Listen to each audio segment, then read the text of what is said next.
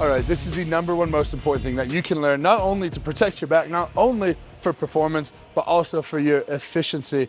The act of core bracing is how you translate power from your lower body to your upper body. Now, there's 3 layers of protection when it comes to low back pain. #1 is our intra-abdominal pressure. #2 is our spinal erectors. And #3 is the soft tissues of our low back. Now, this is talking about spinal flexion because that's where the vast majority of back pain and back injury comes from. So we're specifically talking about how to stop losing the integrity between your hips and your rib cage to stop this sort of fold over motion from your low back.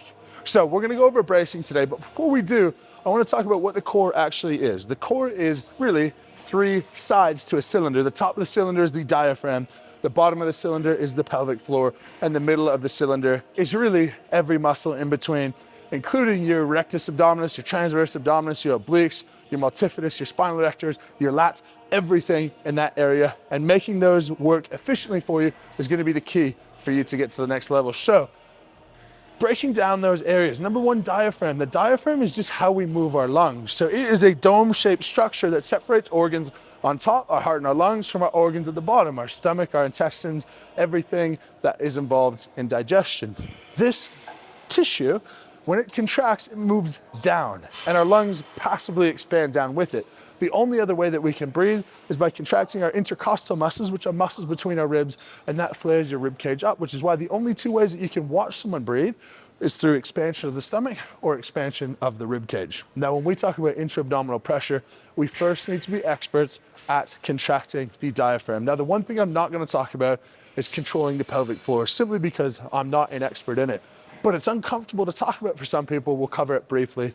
1, if you're doing a movement and you feel any type of incontinence, whether that's urination, flatulence, anything like that, it's a compromised pelvic floor, and it's going to leave you at risk for not only pelvic floor dysfunction, but also for low back pain, because there's no way for you to brace if you don't have a contracted, strong pelvic floor.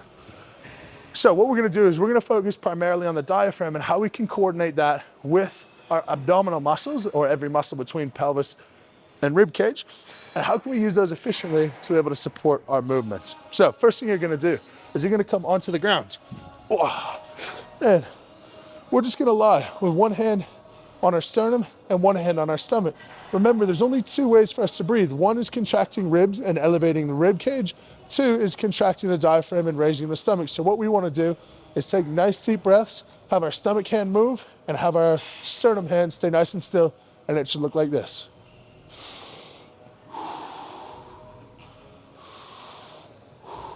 Now from here, once you get that bit, the second consideration is that we can't just breathe into our stomach, because that creates a lot of force up and not any force down. That means it's like a can of Coke where all the pressure's in the front, we're gonna create a kink in the back. So not only do you wanna have your stomach expanding, you also wanna have your low back pushing into the ground. So 1 hand on the stomach, 1 hand under the low back, and as you take that breath, you wanna feel this hand rise as we simultaneously feel more pressure going to the hand on the ground.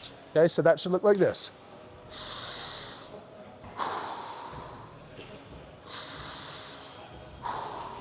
Now, once you're at that stage, we want to start getting to the point where we can do this standing and loaded. The first stage to that is going to be onto all fours.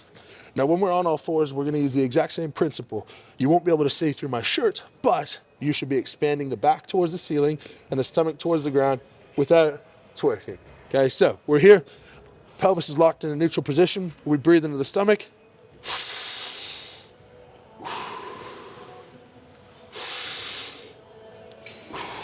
Now, if you do this really well, you should feel that your low back actually feels like you're on one of those boards that hangs you upside down, because if we create pressure in our abdominal area, it's gonna feel like a distraction pressure on our vertebrae. Now you can imagine this not only prevents forward flexion of the low spine, but it also promotes our efficient movement patterns as we're going through our complex movements. So if we get those 2 areas correct, then we can stand up, and very simple, you're gonna do the exact same thing. Sternum, stomach, and we're breathing, okay? Bottom hand is moving, top hand stays nice and still. Okay, now, as we feel that distraction pressure, you can imagine when we're actually loaded, anything like a squat or a deadlift, when things are pulling down on us, that's gonna be counteracted by your bracing, because bracing is pulling us apart. So let's say you can brace worth 200 pounds of pressure off your spine. If you're deadlifting 500 pounds, you're actually only feeling 300 pounds. Okay, this contributes to why it's such a safe thing to be able to do. Now, let's talk about breathing pattern when we actually get to movements where we want to brace. We're going to stick with squats and deadlifts for right now. The best analogy is by Aaron Horschick at Squat University, where you want to imagine a water level right below your chin. Anytime you're below, you can't breathe.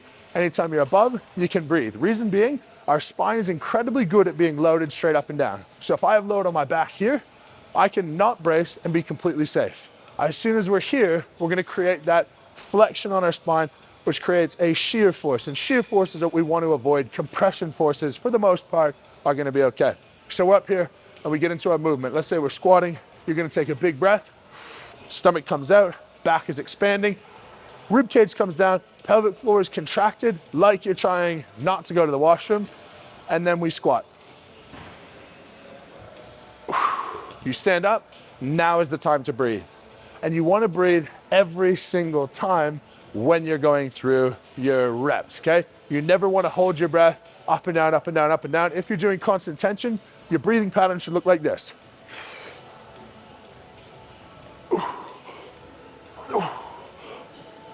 So all you do is take that water level, go from your chin down to your nipple level, so then all of your breathing is still done when you're relatively vertical. The more vertical you are, the safer you're going to be. Now, if you follow this progression properly, it should take you a good number of weeks. Neural control is not something that's built in a day. The best way to practice and where most people get stuck is when we talk about breathing into your back. Most people just think, push my stomach and I should be good to go. The best place to practice is when your pelvis is in a slight posterior tilt, which is in the car. The reason being, this frees up some room in your back and frees up some room for you to expand backwards. Now, when it comes to neural control, the best thing you can do is have extremely high frequency. This means that your brain is going to build connections to those muscles so you can carry that forward and reinforce that in your gym sessions.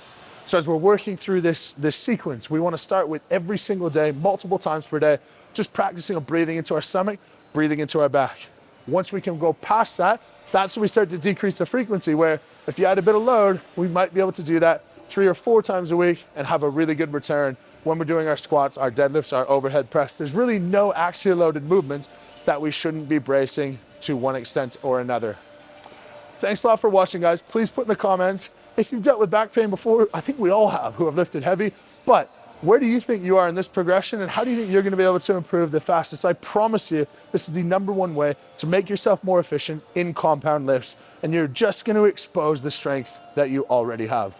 Thanks a lot, guys. As per usual, lift heavy and be kind, and please leave a moose dropping below. If you have nothing else to say, helps more people find this video, helps more people have a strong, safe, healthy midsection. Lift heavy and be kind, and we'll catch you next time.